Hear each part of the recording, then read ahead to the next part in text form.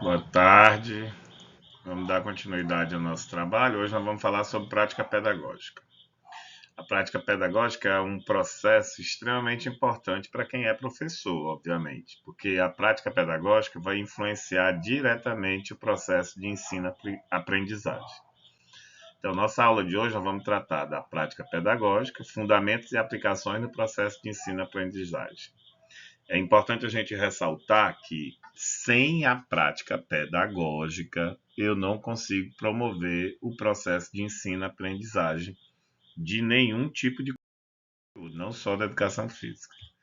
Por definição, a gente pode dizer que prática pedagógica é um conjunto de ações, métodos utilizados para educador para promover o aprendizado. Ou seja, qualquer metodologia que você utilize, qualquer tipo de artifício ou ação que você utilize para que promova a aprendizagem de algum conteúdo pelos alunos, a gente pode denominar isso de prática pedagógica. Existem algumas metodologias que já são documentadas, já são estabelecidas, mas existem outras metodologias que podem ser inovadoras, podem ser novas, podem ser criadas. Tanto essas que já estão estabelecidas, como essas que são criadas, tanto uma como a outra fazem parte da prática pedagógica de cada docente. A importância dessa prática pedagógica reside principalmente no desenvolvimento integral do aluno. Então, o professor que tem uma boa prática pedagógica consegue, de maneira integralizada, promover um bom desenvolvimento do aluno. E isso é importantíssimo para a profissão de professor. Então, não adianta você ser um excelente professor do ponto de vista do conhecimento, eu conhecer o conteúdo de trás para frente, mas eu não consigo transmitir esse conteúdo para o meu aluno. Eu não tenho uma prática pedagógica que seja acessível para o meu aluno. Então, é importante você desenvolver essa prática pedagógica para que você consiga desenvolver integralmente o aluno. O outro ponto da prática pedagógica é sobre o papel do professor na sociedade. É a partir dessa prática pedagógica que os professores vão conseguir fazer essa reflexão a respeito do seu papel social. Então vamos imaginar. Não adianta ter um professor que está ministrando aula só porque não tem o que fazer. O único emprego que eu tinha era esse, então eu vou ser professor. Porque esse professor que vai para a sala de aula sem ter a vontade, sem ter o interesse nessa profissão, ele vai ter uma péssima prática pedagógica e, consequentemente, ele não vai conseguir refletir sobre o seu papel como instrumento transformador de uma sociedade. Porque cada professor, a partir dos seus ensinamentos, a partir da sua organização, a partir da sua postura em sala de aula, vai influenciar esse microcosmo que é a escola. É bom a gente lembrar que a escola, o ambiente escolar, é uma parte da sociedade e ela reflete a sociedade que ela está inserida. Então, se eu tenho um professor que tem esse senso crítico, que tem essa prática pedagógica bem concreta, bem organizada, consequentemente eu vou desenvolver alunos com essas mesmas características. Porém, se eu sou um professor que não tenho esse senso crítico, não tenho essa dimensão da minha importância na sociedade, não tenho uma prática pedagógica concreta, organizada, consolidada, seguramente eu não vou conseguir promover desenvolvimento nos meus alunos. Então, por objetivo, a prática pedagógica promove a aprendizagem significativa dos educandos, ou seja, a função do professor é promover com que o aluno aprenda, mas aprenda de uma maneira significativa e não aprenda só para cumprir uma obrigação ou uma parte do currículo. Ele tem que dar significado para aquilo que o professor está ensinando, para aquilo que ele está aprendendo. E isso eu só consigo fazer a partir de uma boa prática pedagógica. A prática pedagógica também tem o objetivo de desenvolver habilidades cognitivas, sociais e emocionais. E é bem aqui que o negócio pega fogo. Porque nessa sociedade que a gente está vivendo agora, com muita tecnologia, muita tela, muito internet, WhatsApp, TikTok, muitas das nossas crianças estão perdendo essas habilidades sociais e emocionais. Ou pior, estão construindo habilidades sociais e emocionais extremamente fragilizadas. Então, o papel do professor durante a sua prática pedagógica não é só desenvolver a parte cognitiva, não é só fazer ele aprender o conteúdo, e sim fazer com que ele aprenda o conteúdo, mas também que ele tenha habilidades sociais, convivência com as outras crianças, outros adolescentes, e emocionais, ter o controle emocional necessário para conviver com essa diversidade que existe dentro da sala de aula, que é um grande problema na nossa sociedade atual. Quem dá aula já em escola observa que nossos alunos de hoje eles têm uma dificuldade enorme de relacionamento. Promover, eles não conseguem promover os processos de socialização. Então, eles preferem ficar isolados no mundinho dele ali dentro do celular, dentro do tablet, assistindo vídeo no TikTok, do que estar socializando com outros adolescentes e outros alunos. Do ponto de vista emocional, aí é que o negócio está piorando mesmo, porque grande parte da nossa clientela está chegando na escola com graves problemas emocionais. Problemas de ansiedade, problema de depressão, problema de falta de limite. Então, não sabe conviver com a negação, não sabe conviver com a frustração. Então, todos esses problemas emocionais estão imbuídos dentro dos nossos alunos e é função do professor, por meio da sua prática pedagógica, desenvolver essas questões de maneira positiva. Claro que não é só o professor que vai fazer isso, né? O professor vai dar a contribuição dele, porque do ponto de vista social, do ponto de vista emocional, a família tem um papel maior do que o papel do professor, obviamente. Mas, como a criança, o adolescente, passa muito tempo na escola na presença do professor, ele também contribui para o desenvolvimento dessas habilidades. Adaptar o ensino às necessidades do aluno, essa é a parte mais importante da prática pedagógica, e aí tem que ter cuidado, que alguns professores se acham melhores do que todo mundo, melhor do que tudo, melhor do que todos, e aí preferem não fazer essas adaptações no seu método de ensino. E aí, quando eu não faço adaptação no meu método de ensino, provavelmente os alunos não vão aprender, porque cada aluno tem uma necessidade diferente, alguns mais, outros menos. Então, é função do professor entender essas necessidades e tentar fazer as melhores adaptações possíveis. Lógico que eu não vou conseguir agregar e acolher todo mundo, mas eu vou acolher a maioria, né? Promover a autonomia e o pensamento crítico dos alunos, isso é o ponto principal da função de professor por meio da sua prática pedagógica. Então, a função do professor não é só mandar conteúdo para o aluno, não. A função do professor é dar autonomia para o aluno para ele discutir aquele conteúdo. Será que isso é verdade? Será que isso serve para alguma coisa? Será que isso vai contribuir para o meu futuro ou não? Isso é importante ou não? Então, fazer essas criticidade, esse pensamento sobre algo é importante ser desenvolvido pelo professor. Porque dentro da nossa sociedade, isso vai refletir no dia que ele tiver adulto. Então, se ele não aprende isso quando criança, quando adolescente, quando chegar na fase adulta, ele vai ser um adulto que não tem nenhum tipo de criticidade. É um adulto que não pensa. Ele só reage ao que está mandando ele fazer. Para que uma prática pedagógica seja bem feita, ela tem que obedecer a alguns princípios. E como o próprio nome está dizendo, são princípios, é o que inicia tudo. Eu não tenho como mudar isso. E eu não posso mudar isso. O primeiro princípio é o planejamento, que é a definição de objetivos, conteúdos e metodologias que eu vou fazer durante a minha prática pedagógica. E aqui é um primeiro problema.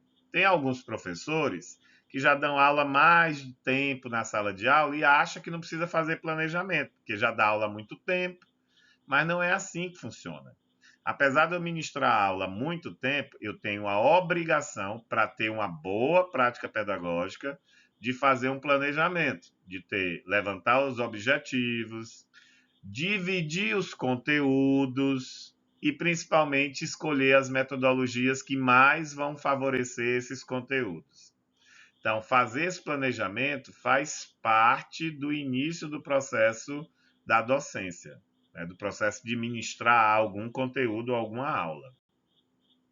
A mediação é a parte mais importante do processo da prática pedagógica, porque mediação a gente faz o tempo todo, mas dentro da sala de aula o negócio é mais complicado, porque a gente tem que fazer mediação de aluno para aluno, a gente tem que fazer mediação de professor para aluno, a gente tem que fazer mediação de coordenador com professor, de diretor com professor, de diretor com aluno, até às vezes tem que fazer mediação do homem que limpa a sala com o professor. Então, a mediação é o papel que o professor faz para facilitar o aprendizado do aluno, para facilitar o conhecimento que aquele aluno tem. Então, se eu não consigo, ou se eu não quero ser um professor que tem essa ideia de mediar conflito, aí vai complicar a minha vida. Porque toda hora vai ter conflito. Então, às vezes os alunos estão querendo uma coisa, mas o seu conteúdo está dizendo que é outra. Às vezes o aluno quer fazer de um jeito, mas a sua metodologia está descrita de outra maneira. Então, fazer essa mediação para facilitar o entendimento do aluno é princípio da prática pedagógica. Então, você tem de se desprender de todos os seus preconceitos, de todas as suas convicções, para tentar alcançar o máximo possível o conhecimento para ser ministrado para o aluno. A avaliação é outro princípio importantíssimo, porque a avaliação é que vai me dar esse acompanhamento sobre o processo de formação do conhecimento deste aluno. Então, o ideal é que a gente fizesse uma avaliação individualizada, semana a semana. Então, imagine, cada aluno ia ter um caderninho que eu ia lá e anotar o crescimento dele, o que é que ele melhorou, o que é que ele piorou, o que é que ele está bem, o que é que ele está ruim. Só que isso é impossível, porque se você parar para a realidade que os professores vivem, tem professor que dá aula em 10 turmas, cada turma tem 40 alunos, então não dá para ele fazer esse tipo de acompanhamento individualizado com 400 alunos. Ele não vai fazer mais nada da vida dele, né? Mas a avaliação é um processo que pode ser feito no decorrer do curso, né? No decorrer do ano letivo. E isso é importante. Por isso que as avaliações nas escolas, elas são às vezes mensais, elas são bimestrais, às vezes são semestrais, para poder você ter um feedback, saber como é que está o conhecimento daquele aluno. Ele está conseguindo aprender? Ele está evoluindo? Ou não? Ele não está conseguindo aprender nada do conteúdo? E a metodologia que eu estou usando não está servindo, não estou alcançando aquele aluno. Então, a avaliação serve para me dar esse feedback. A avaliação não serve para você se vingar dos alunos, como tem alguns professores que utilizam a avaliação como mecanismo de vingança. Né? Ah, você bagunçou na minha aula, vou botar uma prova bem difícil. Isso não é função da avaliação. A avaliação é um princípio da prática pedagógica para lhe dar um feedback a respeito do seu conhecimento, do conhecimento que os alunos estão adquirindo a partir das suas aulas. E não é mecanismo de vingança. A flexibilidade é outro ponto importante da prática pedagógica, porque você vai ter que se adaptar à realidade dos alunos. Na medida do possível, obviamente. Não dá para você flexibilizar tudo, mas o que for possível você flexibilizar, é necessário você fazer isso. É importante a flexibilização porque a grande quantidade de alunos de uma turma pode aparecer uma grande quantidade de dificuldades de alunos nessa mesma turma. Então é necessário você observar essa flexibilização e saber como é que eu faço para melhorar o máximo possível o processo de adquirir conhecimento por parte desses alunos. Então a flexibilização é nesse sentido. É eu promover adaptação ou na minha metodologia ou no meu conteúdo para que o aluno consiga aprender o maior número possível de conhecimento na minha aula. Alguns professores têm um problema sério com flexibilização, porque eles acham que, pelo fato de ele ser professor, ele não precisa mudar nada, porque ele já acha que ele é mais importante do que todo mundo do mundo todo. E isso é um erro muito grande, né? A arrogância é o pior problema que a gente enfrenta, às vezes, na classe de professores. Então, é importante você observar que a flexibilização não é para diminuir o seu papel. Muito pelo contrário, a flexibilização é para melhorar o seu papel enquanto professor, para melhorar a sua prática pedagógica, para que o aluno aprenda melhor e aprenda mais. Isso é que é o mais importante. Nesse processo de aprendizado, a gente passa pelas metodologias. Então, é necessário, é importante, para que eu faça um aluno aprender algum conteúdo, eu apresentar ou eu aplicar algum tipo de metodologia. Eu trouxe algumas mais modernas, porque aquela metodologia de aula expositiva, todo mundo já sabe, né? Você chega lá, fica falando conteúdo, o aluno está lá ouvindo, anotando, tá, vão embora. Isso aí todo mundo já faz há muito tempo. Mas só que a gente tem que entender que a clientela que a gente está atendendo agora, os alunos que nós estamos atendendo agora, eles mudaram. Eles não são os alunos de antigamente. Por conta de vários motivos, né? Por conta da evolução social mesmo, por conta da evolução tecnológica, científica. E para isso funcionar, para a escola funcionar, para o ambiente escolar funcionar, é necessário também modificar as metodologias, porque não dá para você ficar com a mesma metodologia tratando de alunos que são completamente diferentes daqueles há 10 anos atrás. Então, eu trouxe algumas para a gente só fazer esse paralelo. Então, a primeira é a aprendizagem por projeto. Essa aprendizagem por projeto é uma metodologia muito interessante, porque ela vai promover entre os alunos uma união, porque eles vão ter que trabalhar juntos, né, para desenvolver um projeto a partir de um conteúdo que você, enquanto professor, ministrou. Esse projeto vai ter que ser desenvolvido por eles e vai ser apresentado por eles e vai precisar da colaboração de todos eles. Então, essa metodologia, ela promove uma maior interação entre os alunos. E aí, lembrando do que eu falei anteriormente, é princípio da prática pedagógica desenvolver as habilidades sociais. E isso aqui desenvolve habilidades sociais, porque eles vão ter que interagir, vão ter que resolver um problema concreto a partir de um projeto que eles vão desenvolver. Então, isso é importantíssimo. A sala invertida é outra proposta metodológica que está baseada muito mais no aluno do que no professor. Então, a sala invertida funciona assim: primeiro, o professor prepara um conteúdo e esse conteúdo ele disponibiliza com os alunos. Pode ser em forma de texto, livro, ou pode ser também via WhatsApp, pode ser online. O certo é que os alunos vão ter contato com esse conteúdo antes da aula. Os alunos vão acessar o conteúdo, vão ler, vão entender, compreender aquele conteúdo do tudo que está posto lá no texto. No dia da aula, o professor vai realizar atividades práticas a partir deste conteúdo teórico que ele entregou para os alunos. E o professor vai ser o facilitador, vai ser o tira-dúvidas, porque na hora que ele apresentar um problema prático a partir do conteúdo teórico, os alunos podem responder ou os alunos podem questionar. E aí é na hora da gente analisar, avaliar e criar essas novas perspectivas, né? O aluno vai responder, o aluno vai dar novos conceitos, o aluno pode dar novos entendimentos para aquilo que você achava que era entendia de um jeito, e aí o professor vai dizer, não, isso está certo, isso está errado, não, isso não está certo de jeito nenhum, não, isso aqui a gente pode aproveitar muito bem, tal. Então, durante a aula, o professor vai ser o tira-dúvidas. E depois da aula, o professor vai avaliar se aquele conteúdo que ele preparou na teoria, os alunos conseguiram aprender ele de maneira prática e ele pode passar para o próximo conteúdo. Então, eles vai recordar, compreender, analisar e criar. Então, os alunos vão revisar o conteúdo que já foi passado, que já foi trabalhado, para que na próxima aula eu abra um novo conteúdo e assim continua essa metodologia de sala invertida. Para esses alunos agora que a gente trabalha, que estão muito ligados na internet, né, no mundo virtual, isso é interessante, porque você pode fazer isso a partir de elementos virtuais, e aí eles vão pesquisando, criando ferramentas para isso. Isso habilita principalmente, desenvolve as habilidades socioemocionais, como eu disse anteriormente, motivação, autonomia, perseverança, autocontrole, resiliência, colaboração, comunicação, criatividade. Todas essas habilidades aqui, socioemocionais, são habilidades que todos nós, seres humanos, precisamos para conviver.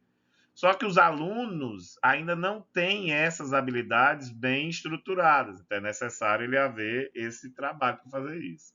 A gamificação é a metodologia mais interessante, posso dizer assim, porque ela vai transformar um conteúdo num jogo, num game. E esse game vai ser apresentado para os alunos, tendo prova, tendo pontuação, tendo ranking de quem ganha, quem perde, premiação, pode ser medalha, pode ser bombom, pode ser qualquer coisa. Então, a gamificação de conteúdo é muito interessante também, pode ser utilizada com os alunos. O ensino híbrido, a gente trabalha diferentes perspectivas metodológicas para alcançar um único objetivo, que é aprender o conteúdo. Então, eu posso fazer debate dentro da sala de aula, eu posso trabalhar com ferramentas digitais a partir daquele conteúdo, posso fazer pesquisa de campo a respeito daquele conteúdo que eu debati, posso fazer leitura e exercício e produção de texto a partir daquele conteúdo que eu debati e posso desenvolver projetos a respeito daquele conteúdo que eu debati. Então, o ensino híbrido, ele associa várias metodologias em um processo só. É interessante também porque, como nós temos uma sala bem diversa, alguns alunos vão se identificar mais com a visita de campo, outros vão se identificar mais com a leitura, outros vão gostar mais do debate, e aí a gente consegue agregar a maior quantidade possível de alunos da sala. Por último, é o uso de tecnologias educacionais. Como eu disse, nós estamos numa sociedade eminentemente modernizada. E a tecnologia veio para ficar. Não adianta você dizer, eu não gosto de tecnologia, não gosto de mexer no WhatsApp, não gosto disso. Porque não adianta, porque ela não vai parar, ela só vai aumentar. Então é necessário a gente entender como é que eu faço esse uso tecnológico para o bem, para educar os nossos alunos.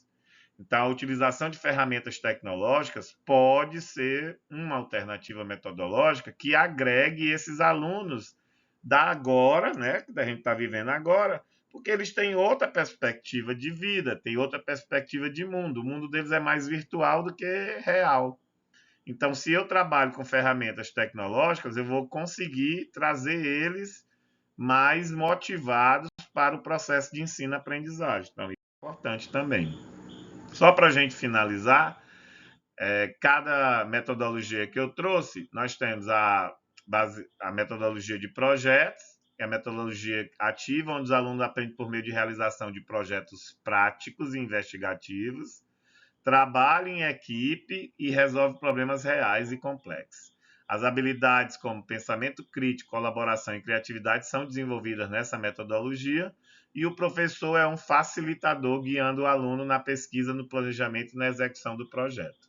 Então, observe que nessa metodologia eu desenvolvo o senso crítico do aluno e desenvolvo novamente as questões das habilidades emocionais. A maioria das metodologias ativas que eu trouxe para vocês vai trabalhar a questão das habilidades emocionais, porque isso é um ponto que está muito dificultoso na nossa vida atual, por conta, novamente eu digo, desse incremento tecnológico que está fazendo as pessoas ficarem individualistas. Elas preferem ficar assistindo televisão no seu celular do que sentar na sala com seu pai, sua mãe, seus irmãos.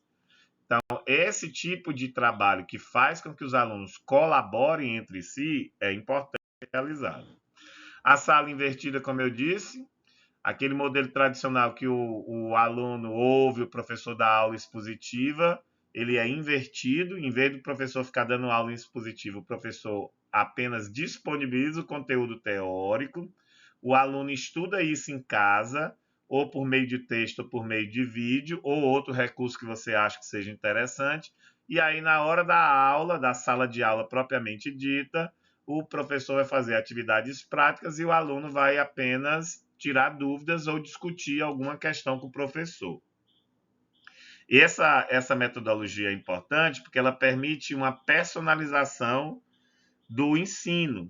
Porque aí, como o aluno vai estudar na casa dele, né, no horário dele, no tempo dele, do jeito dele, isso vai melhorar o seu promoção do aprendizado. Porque tem alguns alunos que eles não conseguem trabalhar em grupo.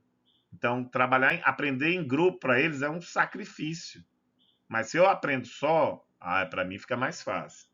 Então é importante a gente observar isso. A gamificação, como eu falei anteriormente, é a aplicação de jogos com pontuação, desafio, recompensa, competição, a partir de um processo educacional, a partir de um conteúdo. O objetivo é engajar e motivar os alunos, tornando o processo de aprendizado dinâmico e divertido. Então, é um jogo, é uma brincadeira. Ele inclui o uso de ranqueamento, né? Quem for o primeiro, segundo, terceiro, quarto, décimo, e a premiação, que pode ser medalha, mas também pode ser bombom, chocolate, pirulito, alguma coisa que seja interessante para estimular a participação do aluno. Então, a gamificação também é uma metodologia interessante. E para a educação física, a gente já faz isso há muito tempo quando dá aula de recreação e lazer. Então, quando você faz estafeta para trabalhar psicomotricidade, a gente faz em forma de jogo. Tem os que ganham, os que perdem, aí eles vão subindo de ranking, tem os times. Aí vai depender do seu planejamento da sua aula, mas a gamificação é uma metodologia que traz muitos alunos. O ensino híbrido, como eu falei anteriormente, ele combina o ensino presencial e online, integrando diferentes perspectivas de abordagem, né? E aí ele vai tirar vantagem tanto do presencial como do online. Os alunos têm a parte de atividade realizada no mundo digital, né, nas plataformas educacionais, que pode ser no Meet, pode ser no Moodle, no Classroom, pode ser até no WhatsApp mesmo. E a outra parte ele realiza dentro da sala de aula junto com o professor. E aí é importante porque nessa parte aqui da sala de aula junto com o professor, ele vai tirando dúvida, ele vai aprendendo, o professor vai explicando mais as dúvidas presenciais dele. E aí esse ensino híbrido também permite a flexibilidade da personalização do aprendizado, porque como ele vai aprender de duas maneiras, ou na parte presencial ou na parte online, pode ser que aquele aluno goste mais da presença do professor ensinando ele. Aí ele vai tirar vantagem disso e vai aprender melhor. Mas pode ser que aquele aluno goste mais de viver no mundo virtual. Então, ele estudando sozinho, ele se dá melhor. Então, ele vai tirar vantagem disso também. Sem contar que a gente recebe cada vez mais alunos dentro do espectro autista. E aí, uma das características do espectro é que tem alguns graus dentro do espectro que os alunos não gostam de zoada, de socialização, de convivência. Então, para eles estudar sozinho no ambiente online, que seja interessante para ele, que é o que na psicologia eles chamam de hiperfoco, aí ele vai aprender melhor. Então, a gente vai ganhar também nesse sentido na nossa prática pedagógica. E o último são as tecnologias educacionais. Como eu disse para vocês, é uma coisa que não tem como retroceder. Então, são ferramentas tecnológicas que promovem ensino e aprendizagem, e isso apresenta ou pode ser utilizado nas plataformas online, aplicativos, e aqui tem aplicativo educacional de tudo. Tem para aprender a falar inglês, francês, espanhol, português, tem para aprender a fazer plano de aula, tem para aprender a jogar bola, tem para aprender a dar aula de atletismo, judô, natação. Tem aplicativo para tudo que você puder imaginar. Tem as duas outras ferramentas tecnológicas que ainda não está dentro da nossa realidade, né? Que são as realidades virtuais, aquela realidade aumentada, com aqueles óculos de realidade virtual, onde você pode também trabalhar conteúdo lá dentro. E a inteligência artificial, que já está popularizada, mas ainda poucas pessoas têm um acesso mesmo como deveria ter. Mas são perspectivas educacionais que não vão retroceder, muito pelo contrário. A tendência é que a inteligência artificial aumente cada vez mais e que a utilização de realidade virtual aumentada também seja implementada cada vez mais dentro da escola, porque isso ajuda no processo de aprendizado. Lembrando que o objetivo dessas tecnologias é enriquecer a experiência de aprendizado, tornando essa relação mais acessível e alinhada com a demanda do mundo digital. E esse mundo digital é o mundo dos nossos alunos. Pode não ser o nosso, né? Não é o meu, com certeza, porque eu sou um pouco mais antigo. Mas dos nossos alunos porque eles nasceram dentro desse processo tecnológico. Então é por isso que fazem parte das tendências da educação atual, visando tornar o aprendizado mais eficiente, engajando e adaptando a necessidade dos alunos do século XXI. Porque esses alunos do século XXI são aqueles alunos que já nasceram com o celular na mão. Então, eles sabem mexer com aquilo como a gente nunca ia imaginar. Então, é necessário a gente acompanhar tecnologicamente esses processos educacionais, porque senão a gente vai ficar para trás e vai perder aluno. Beleza? Obrigado pela atenção e até a nossa próxima aula, nosso próximo encontro.